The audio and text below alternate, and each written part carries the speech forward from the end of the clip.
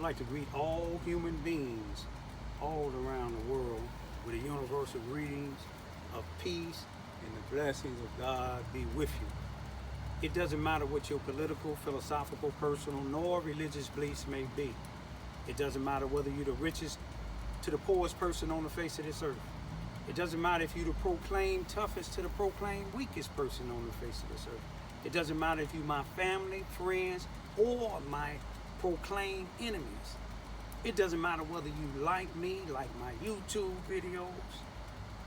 It doesn't even matter if you're talking about you got a tree with my name on it. It doesn't even matter if you say, if I was raised up in the 1960s in Alabama, but I was raised up in the 1960s in Chicago, and I prepared for things like what you was talking about the 60s in Alabama.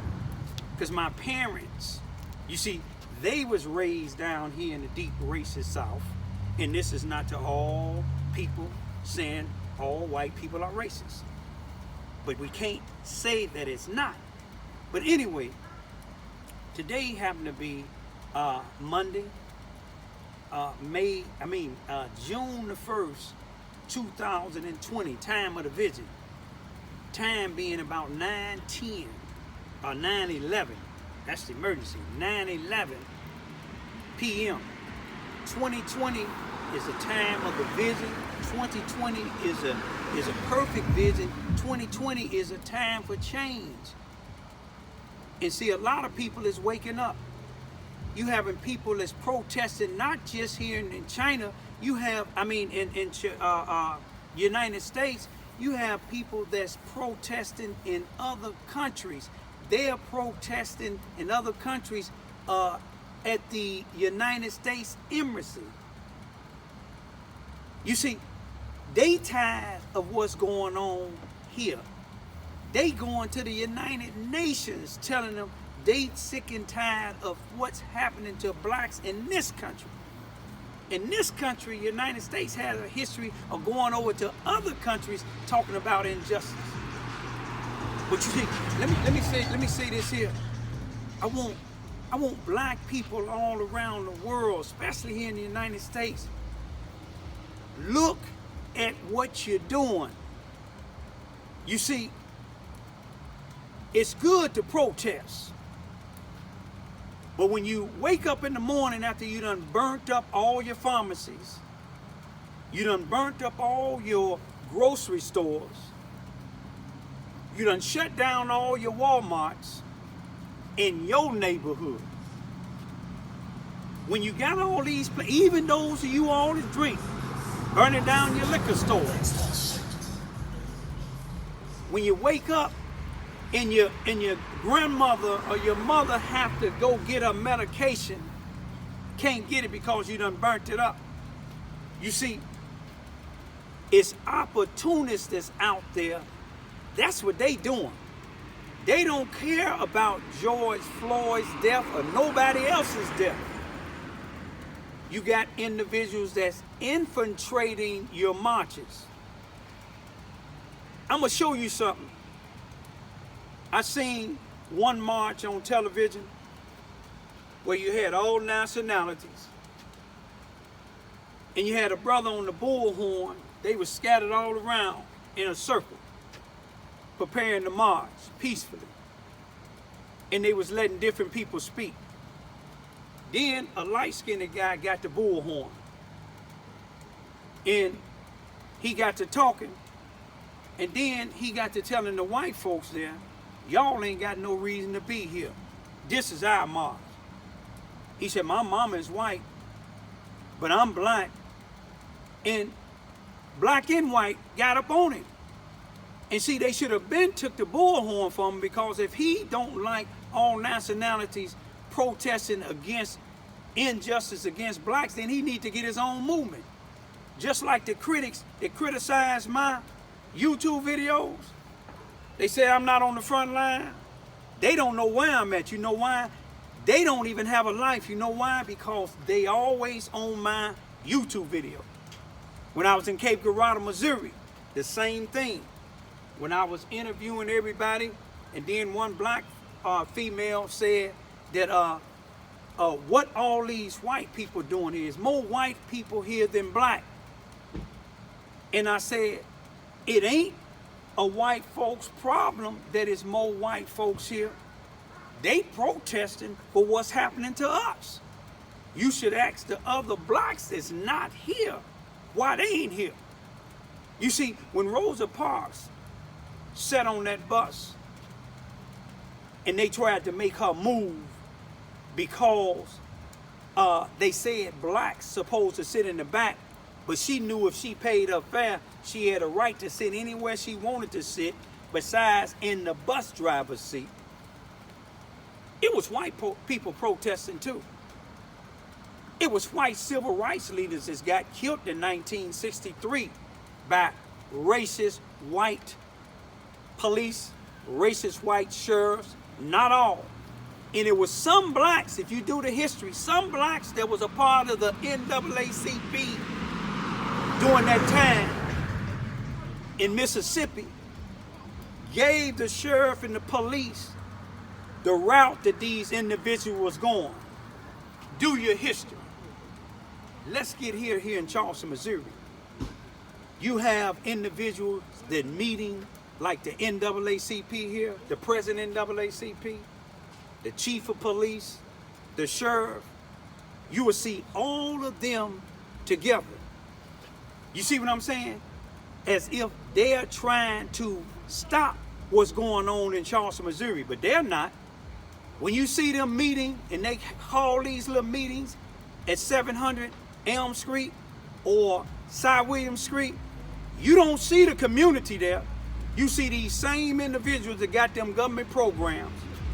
You see that same chief of police when you make a complaint against one of his officers. All of them is white except one, and that's a black sergeant. When you make a complaint against him, ain't nothing gonna happen. And I got paperwork to show. The same thing with the sheriff. When something happened to blacks and you got a complaint, ain't nothing gonna happen. You see what I'm saying? Because of the fact is, ain't no blacks sheriff deputies. Now, we need to stop tearing up our communities. We got to stop burning down our stores. What we got to do is, we got to come together. We got to watch who we marching with. Sykes in Missouri had a peaceful march. They knew who not to have in their march, in their protest. Cape Girardeau, Missouri, they had a peaceful march. They knew who not to have in their march or their protest.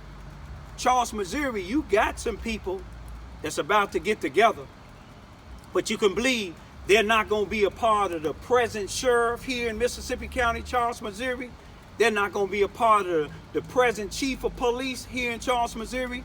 They're not going to be a part of the present NAACP leadership here in Charleston, Missouri, Mississippi County, or none of them people in that circle. Susanna Wesley Family Learning Center, any of these people that's getting these government grant funds, any of these people that call themselves a part of the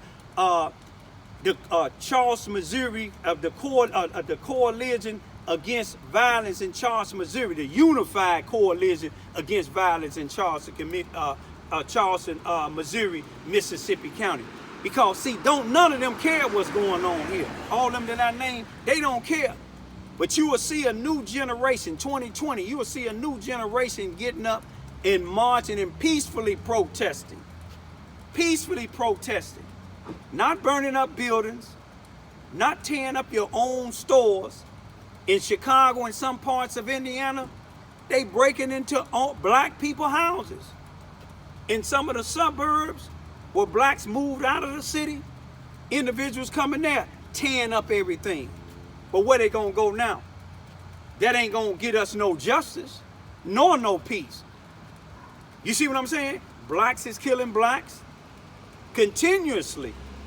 But yet we burning down our property. Then when the police shoot and kill one of us, then here come these high-priced lawyers want to sue the police department. But you committing a crime when you going and burning down that building. You committing a crime when you going inside of that building stealing. That ain't the way you get justice. That ain't the way you get peace. Where's your children and your family gonna go shopping at when you get through burning everything down, breaking into every place? I'm gonna leave you with this here. You ain't gonna get nowhere. People in the United States and around the world, know who you protesting with. Know who your leaders are.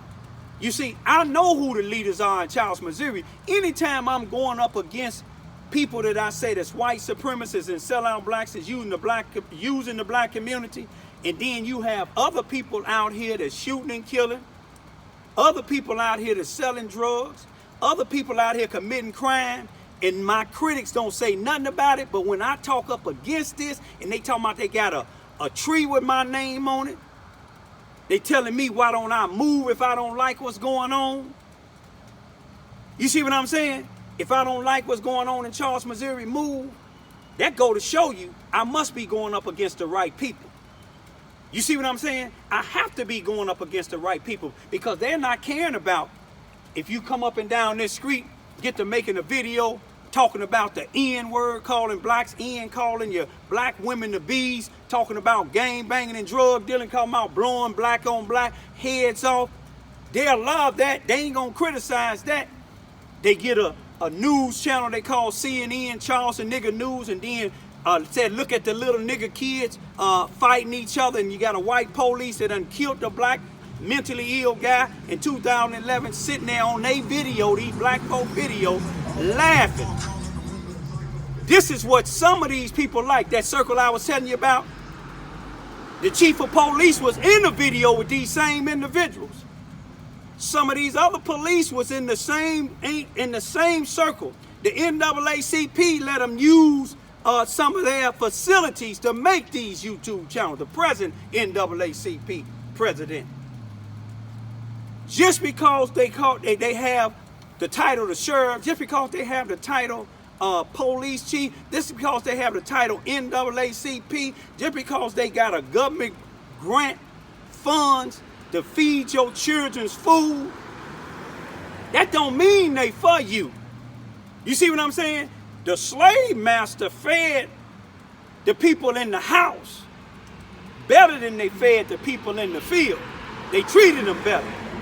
You know why? Because they wanted the slaves in the house to be able to tell them what's going on with the slaves in the streets. You see, the chief of police, the sheriff, and the Susanna West and these other white supremacists and sellout blacks, they can't send nobody to me to tell me why don't I stop, or tell me, well, you could be a part of this circle. That's what they told me last year when I voted for the present sheriff in a special election back in January 29th of 2019.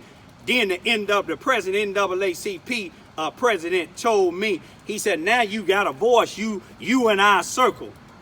My daughters told them, my daddy been had a voice. And I don't want to be in your circle. I don't want to be in a circle when you supposed to be law enforcement official, and then you sitting here, you stopping certain criminals, getting guns and drugs off of them, letting them go, and then setting up people like me. You get some of these females that you done got out here doing some crime, and then you try to get them to set up individuals like me. Say he raped you, say he did this, say he touched you. Y'all wake up. This is 2020. Look at the comments on my YouTube videos. Go back on them. You can see how racist Charleston, Missouri is. From the courthouse, you see what I'm saying? Down to the average residents, not all. And you can see how these black leaders for years been selling the black community out. Go look in all the black communities and see what they done rebuilt. You go in the white communities and you'll see everything they done rebuilt. Peace be still.